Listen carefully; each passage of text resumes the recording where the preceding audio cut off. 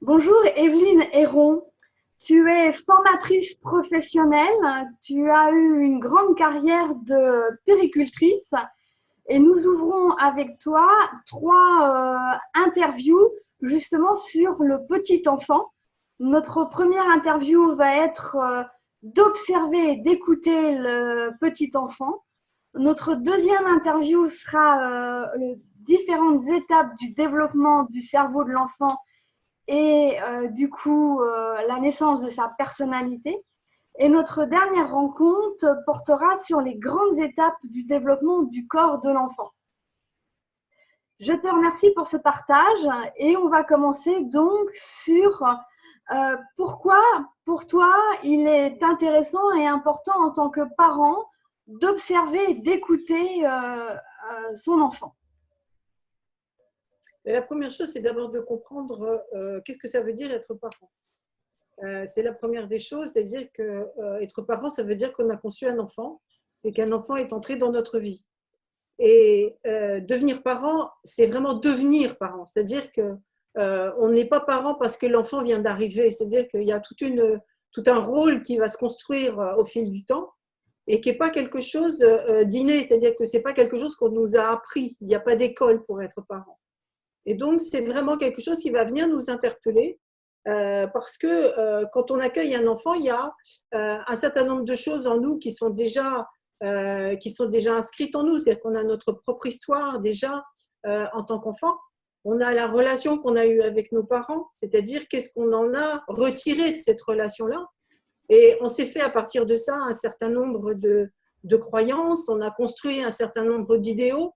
Et quand l'enfant va arriver, parce qu'en fait, c'est le parent qui va faire naître les parents. C'est l'enfant, pardon, qui fait naître le parent. Hein, c'est-à-dire que, voilà, avant, on est un couple, hein, et puis l'enfant arrive, et là, d'un seul coup, on passe au degré famille, et cet enfant va venir faire émerger en nous le parent que nous sommes. Et bien souvent, ce parent que nous sommes, on ne le connaissait pas avant, et que ce soit notre premier, notre deuxième ou notre troisième enfant, la découverte va être toujours aussi importante. Hein. Parce que c'est parce qu'on a élevé un premier enfant qu'avec le deuxième, tout va se passer de la même manière. Donc, il y a vraiment quelque chose d'important dans cette notion-là, parce que être parent, ça va nous demander justement d'aller regarder toutes les attentes qu'on peut avoir par rapport à cet enfant. C'est-à-dire, cet enfant, qu'est-ce qui vient jouer comme rôle dans notre vie. Cet enfant, il va venir toucher nos idéaux. C'est-à-dire que on a tous rêvé d'être le parent parfait, et puis on essaie d'être le parent parfait, mais ça ne veut rien dire en fait. Parce que la plus belle chose qu'on a à offrir à notre enfant, c'est notre humanité. Or, notre humanité est profondément imparfaite et toujours en évolution. Donc, c'est vraiment, il y a un certain nombre de notions comme ça qui sont importantes à aller regarder, parce que si on n'a pas cette conscience-là quand l'enfant arrive, eh ben, on va projeter sur notre enfant toutes nos attentes, cet idéal qu'on se fait de lui, et notre enfant va se retrouver enfermé en fait dans tout ce qu'on a projeté. Et il n'aura pas d'espace à l'intérieur de ça. Parce qu'un enfant qui arrive, c'est une éponge, c'est-à-dire qu'il ne sait rien du monde dans lequel il arrive. Il va s'en imprégner complètement, et on sait combien aujourd'hui, justement, l'enfant va recevoir toutes les informations qu'il y a autour de lui, et ça va devenir pour lui un socle à partir duquel il va se construire. Et donc, si les attentes et si les projections sur lui sont très fortes, eh bien, l'enfant ne va pas s'autoriser à vraiment révéler qui il est, mais il va essayer d'être au plus près de ce que les parents attendent. Et ce qui veut dire que la relation va toujours être faussée, parce que les parents seront dans quelque chose d'ancien, alors que l'enfant arrive avec quelque chose de complètement nouveau. Donc, la notion de parent, c'est aussi accepter d'aller vers l'inconnu, vers la nouveauté. C'est-à-dire, c'est qui cet être qui arrive et comment on va lui permettre de se révéler dans qui il est vraiment. Donc, il y a une notion de rencontre qui, pour moi, est toujours fondamentale avec l'enfant et qui est toujours renouvelée. C'est-à-dire qu'il n'y a jamais rien d'acquis. C'est toujours quelque chose de nouveau. Et il y a cette notion-là, c'est-à-dire il y a vraiment la notion d'aimer découvrir, d'aimer aller vers le nouveau, d'aimer se remettre en question, oser découvrir des choses de nous que sans cet enfant n'aurait pas découvert. Et c'est vraiment ce chemin qu'on va faire ensemble, les deux parents, parce que le couple va être modifié par l'arrivée de l'enfant. Il y a aussi tout l'idéal qu'on pouvait avoir de l'autre dans sa position de parent qu'on ne connaît pas avant d'avoir l'enfant, que l'enfant va nous amener à découvrir, qui va venir faire bousculer aussi la relation dans le couple. Et l'enfant va être au centre de tout ça. Et donc, si on reste calé derrière ces notions-là, eh bien, on va projeter sur l'enfant et on ne le verra pas. On ne le comprendra pas, on ne sera pas en mesure de l'accompagner, de faire vraiment émerger tout ce qui va le caractériser, cet enfant-là. Et donc, c'est là où l'observation va être très, très importante. Parce que c'est cette observation qui va nous permettre de mettre en retrait tout ce qu'on serait en mesure d'attendre, parce que c'est nos frustrations, c'est nos attentes, c'est nos croyances, c'est nos valeurs. Et donc, le fait d'observer l'enfant, ça va permettre de créer un espace entre l'enfant et nous qui va permettre à l'enfant de venir s'y déposer et de venir se révéler à nous de manière à ce qu'on puisse véritablement répondre à ce qu'est son besoin et nous permettre de faire émerger ce qu'il caractérise. Alors justement, comment on met cette observation? Est-ce qu'on s'assoit dans le canapé et puis on regarde son enfant jouer devant nous, ou au contraire on est par la fenêtre à regarder notre loulou à jouer dans le jardin et puis on ne dit rien, on ne fait rien? Comment on observe son enfant? La première des choses, c'est effectivement de s'asseoir en silence et de le regarder vivre. C'est-à-dire, mais dès qu'il est né. Ce qui est extraordinaire, c'est quand on rencontre un bébé. Par exemple, j'ai travaillé en maternité. Ce qui est fantastique, c'est quand on va croiser le regard de cet enfant. Parce que cet enfant, déjà, c'est une présence, c'est une qualité de présence. Et donc, déjà, quand on peut faire le lien, quand on peut faire cet accrochage avec cette présence de l'enfant, et ça va nous inviter quelque part à faire de la place en nous pour pouvoir l'accueillir. Et donc, ça va créer entre l'enfant et nous une qualité de relation qui va faire que à chaque fois qu'on va avoir l'occasion, on n'est pas obligé d'être en permanence en admiration devant son enfant, mais régulièrement, c'est-à-dire plusieurs fois par jour, prendre le temps. C'est un temps très court, mais juste le temps de le regarder et de se laisser imprégner par son enfant. C'est-à-dire de se laisser toucher par sa présence. Pour toi, il y a une différence entre écouter et être en admiration de son petit garçon ou de sa petite fille? Oui. Mais si on est en admiration, on est en admiration devant quoi? C'est une vraie question à se poser. C'est-à-dire que qu'est-ce qui fait qu'on est en admiration? Mais on peut très bien être en admiration devant ses enfants, pourquoi pas? Mais c'est pas à cet endroit-là que j'invite à aller. C'est beaucoup plus dans un espace de nous où on va faire de la place et où justement on va essayer de faire un espèce d'espace d'accueil et où il n'y a pas d'attente, où on est vraiment dans l'instant présent. Et qu'est-ce qui est en train de se passer entre nous, entre cet enfant et nous en tant que parents? Alors, moi, je constate autour de moi quand même une hyperactivité ou interaction avec l'enfant. Et c'est difficile de ne pas intervenir, de ne pas parler et de rester justement 1 ou 2 minutes en silence et en observation. Est-ce que tu constates cette difficulté justement à laisser son enfant jouer derrière nous tranquillement sans intervenir verbalement ou d'une autre façon? Mais c'est une grande problématique, hein, et des parents et des éducateurs en général. Hein. Je pense au personnel de crèche, par exemple, aux assistantes maternelles. C'est très difficile parce qu'effectivement, quand on leur dit d'en faire le moins possible avec l'enfant, d'un seul coup, les adultes sont en difficulté. Parce que justement, on est dans une société où il faut faire, c'est-à-dire qu'on est reconnu à travers ce qu'on fait. Et moi, tout le travail que j'ai fait avec les professionnels, c'était toujours de leur proposer de se mettre en retrait et de regarder ce qui était en train de se passer. C'est-à-dire que ça nous interpelle sur, mais ça veut dire quoi accompagner cet enfant? Ça veut dire quoi éduquer cet enfant? Et qu'est-ce qu'on veut lui transmettre à cet enfant-là? Alors, avec cette compréhension que si on fait à sa place, on empêche l'enfant de vivre l'expérience qu'il était en train de vivre. Et c'est là où la qualité d'observation va être essentielle parce que bien sûr que l'enfant va avoir besoin de nous pour un certain nombre de choses. C'est évident. On n'est pas on n'est pas inutile auprès de l'enfant. Mais c'est de trouver le moment où l'enfant a besoin de nous. Et l'enfant va l'exprimer. Et c'est ça qui est intéressant. C'est de permettre à l'enfant, justement, à un moment donné, de nous montrer qu'il a besoin. De nous montrer que là, eh bien, il a atteint un seuil, il ne peut pas aller plus loin. Et qu'avec nous, il va pouvoir passer ce cap-là.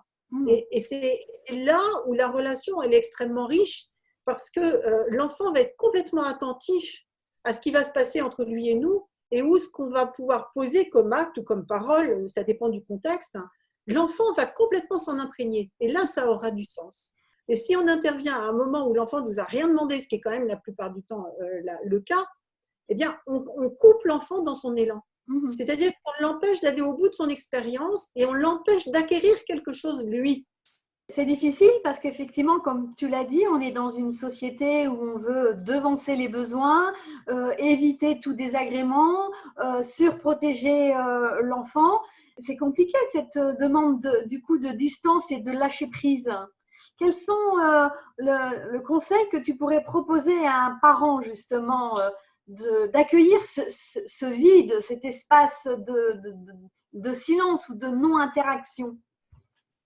Eh bien déjà, c'est que les parents puissent faire l'expérience que la notion de surprotection, par exemple, par rapport à l'enfant dont tu parles, c'est comment protéger un enfant, si ce n'est lui donner les moyens, lui, d'être autonome et de pouvoir gérer les choses, lui. C'est-à-dire avoir conscience qu'en tant que parent, on ne sera pas toujours présent à côté de l'enfant.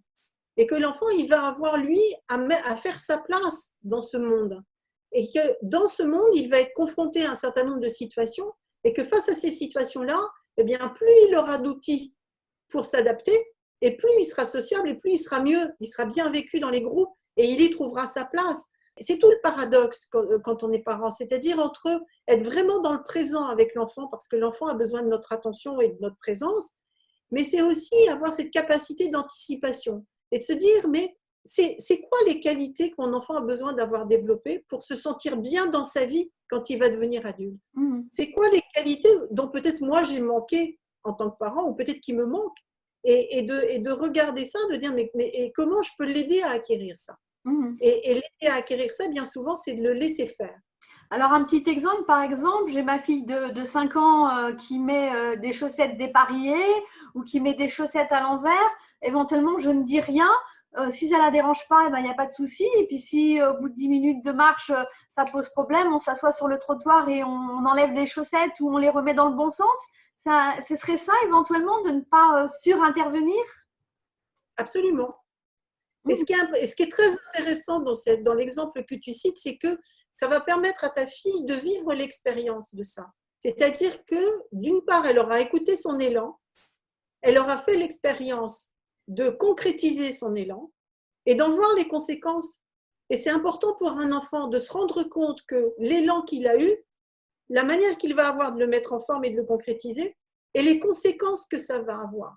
Parce qu'en créant ça, quelque part, il y a une notion de responsabilité qui petit à petit se met en place.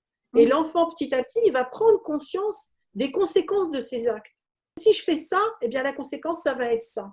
Et en plus, si à ce moment-là, tu peux lui expliquer pourquoi elle s'est trompée et puis dans quel sens c'est mieux de mettre ses chaussettes, à ce moment-là, elle sera totalement réceptive au message. Et donc, elle ne refera plus cette erreur-là. Alors que si au moment où elle met ses chaussettes, tu interviens et puis de façon autoritaire, tu lui dis bah non, moi je veux pas que tu sortes comme ça, tu vas me changer ça, tu vois.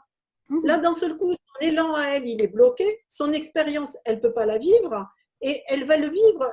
Tu l'empêches de vivre quelque chose. Donc pour elle, il va y avoir une frustration à ce moment-là, voire de la colère et une opposition. Du coup, ça peut être la même chose sur une veste ou un manteau. L'enfant n'a pas envie de mettre son manteau parce qu'il n'a pas froid. Tu vas me dire si je me trompe, mais les enfants ont une graisse brune qui fait qu'ils sont moins sensibles au froid que nous adultes et qu'en plus, ils bougent beaucoup. Si vraiment on a peur, on garde dans le sac un bonnet et une écharpe, mais on laisse du coup l'enfant faire cette expérience-là aussi. Absolument. Et moi, ça me fait penser à mon dernier garçon qui aujourd'hui a 31 ans et qui était un enfant quand il était tout petit, qui ne voulait jamais de bonnet, qui ne voulait jamais d'écharpe et qui, quand il sortait, était capable en plein hiver de sortir en t-shirt. Et moi, à chaque fois, il me scotchait parce que je lui disais mais tu n'as pas froid? Il me disait non, j'ai pas froid. Et de fait, il n'avait pas froid et il a jamais été malade. Donc, ça montre bien que sa référence à lui, en termes de froid, n'était pas la mienne. Est-ce que tu as un autre petit exemple, peut-être sur des enfants de 1 an, 18 mois, justement, qu'il faut laisser dans ce mouvement de la spontanéité? Oh oui, parce que je suis grand-mère. Je suis grand-mère de 4 petits-enfants. Et des petits-enfants, j'ai ma dernière petite fille qui a 9 mois bientôt. c'est quelque chose que je continue à observer parce que ça a été ma vie professionnelle et ma vie de mère et c'est ma vie de grand-mère. C'est-à-dire que c'est pas que des mots, c'est-à-dire c'est quelque chose, c'est vraiment du vécu. Et complètement, c'est-à-dire que quand je pense à mes petits-enfants par exemple qui viennent ici, enfin je pense à ma petite fille qui a aujourd'hui 5 ans, quand elle était petite, qu'elle avait justement cet âge-là. À la maison, il y a 3 niveaux avec une marge de différence à chaque fois. Et c'est vrai que quand on la voyait approcher de cette marche, on était tenté de la prendre, et puis quand elle commençait juste à marcher à 4 pattes. Et le fait, moi, juste de m'asseoir sur la marche, de m'asseoir, et simplement, quand elle est arrivée au bord de la marche, de simplement poser mes 2 mains, pour qu'elle ait conscience qu'il y a un niveau de différence. Elle a regardé mes 2 mains, et spontanément, sans que je dise rien, elle a cherché comment elle pouvait passer. C'est-à-dire que d'un seul coup, dans son expérience, sans que j'ai rien à dire, elle a juste, alors que quelque part, j'ai interagi. Parce que je me suis assise, j'ai posé mes mains, donc j'ai simplement signifié quelque chose. Mais elle a vu que j'étais attentive à ce qui se passait pour elle. Et la qualité de notre présence est très importante, notre qualité d'attention. Et le fait elle a repéré ça. Et donc, elle a cherché sa solution. Ce n'est pas moi qui l'ai aidée à descendre. C'est elle qui s'est débrouillée pour le faire. Et elle a trouvé sa solution, qui n'était pas forcément celle que moi j'aurais choisie, mais elle a trouvé la sienne. Et c'est vrai pour toutes les étapes. J'ai aussi remarqué que quand un enfant faisait quelque chose qui ne nous plaisait pas parce qu'on considérait ça comme une bêtise, du style vider la terre d'une plante d'appartement, qui au fait n'est qu'une expérience, il suffisait de ne rien dire. Peut-être que l'enfant l'aurait fait 2 fois. La deuxième, eh ben, on lui demande de nettoyer avec la balayette ensemble la terre et très souvent, ça ne se reproduit pas. Est-ce que ça, c'est une forme de non-intervention ? Effectivement, mais ce qui est important en tant que parent, c'est aussi de se respecter. C'est-à-dire qu'on n'a pas tous les mêmes attentes, on n'a pas tous les mêmes valeurs, et donc on a aussi des valeurs à transmettre à nos enfants et des valeurs auxquelles on croit. Alors, c'est important de leur expliquer que nos valeurs, ce n'est pas nécessairement la vérité, mais que c'est notre vérité. Et en lui disant, pour moi, ça, tu vois, c'est important. Et donc, quand tu vas sortir la terre des plantes, tu vois, moi, je prends soin de mes plantes, et là, ma plante, elle va souffrir. Et moi, je tiens à ce que la plante, tu la laisses tranquille, et que la terre, eh bien, tu n'y touches pas. Je veux bien trouver autre chose, si tu as envie de manipuler, voyez, puis lui proposer un autre support. Oui, ça passe à modeler. Exactement. Ou du sable, ou de la farine, ou que sais-je. Mais c'est vraiment, il y a 2 choses différentes. C'est entendre l'élan de l'enfant, c'est-à-dire l'élan de cet enfant, c'était quoi? C'était de la manipulation, ni plus ni moins, de quelque chose qui, dans sa main, allait lui apporter des sensations particulières. Et c'est la forme que ça va prendre. Et autant, dans la forme, on peut dire à l'enfant, non, la manière que tu as de faire ça, moi, ça ne me convient pas, et voilà pourquoi. Mais attends, j'entends que tu as besoin de manipuler, je vais te proposer autre chose. Et là, c'est sûr que l'enfant, il va adhérer à notre proposition parce qu'on aura nourri son élan. C'est très intéressant la façon dont tu t'exprimes face à cet enfant. Comment dirais-je, oses poser une limite claire et tu entends le besoin de l'enfant et tu le réorientes vers d'autres formes de manipulation en lui disant attention, cette plante, elle est importante, c'est un être vivant, on en prend soin et puis on va aller faire de la cuisine, des gâteaux ou au contraire aller au bac à sable ou peut-être, si on a de la chance, jouer dans le sable au bord d'une plage. Et c'est d'autant plus important que il y a quelque chose d'important qui doit se mettre en place dans la relation avec l'enfant, c'est la notion de respect. Et c'est dans les 2 sens. C'est-à-dire que je vais respecter mon enfant dans ses élans de vie, mais je vais me respecter moi en tant que parent dans mes valeurs. Et quand je suis dérangée, c'est important que je le signifie. Parce que quand je suis dérangée, je vais accepter aussi que l'enfant le soit. C'est-à-dire qu'à certains moments, quand je vais interagir avec l'enfant et que l'enfant va être dérangé par mon attitude ou par ce que je vais pouvoir dire, il va aussi pouvoir l'exprimer. C'est-à-dire qu'on va construire notre relation sur quelque chose d'authentique. C'est-à-dire qu'on est et l'un et l'autre très vrai dans ce qu'on ressent et on ose se le communiquer. Et ça, c'est fondamental dans une relation. Vous voyez, de pouvoir dire à un enfant, moi, je ne veux pas que tu fasses ça pour telle et telle raison. Alors, tu as le droit de ne pas être d'accord. Et peut-être que je n'ai pas raison. Mais moi, c'est important que ça se passe comme ça. Et là, vous voyez, quelque part, on nourrit le respect de l'enfant pour son parent. Eh bien, écoute, on arrive à la fin de cette première conférence, Evelyne. Juste une petite phrase, justement, pour conseiller d'écouter et d'observer son enfant avant d'interagir ou de surinteragir. Et c'est vraiment rencontrer son enfant sur un mode de l'inconnu. C'est-à-dire que c'est toujours quelque chose de nouveau et ne surtout pas considérer qu'on sait d'avance.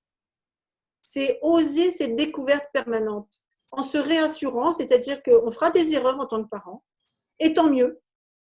Et que c'est ça qui va nous aider à construire une vraie relation avec l'enfant et à le rencontrer en tant que personne. Eh bien, merci. Et puis, on se retrouve bientôt pour 2 autres vidéos. Merci.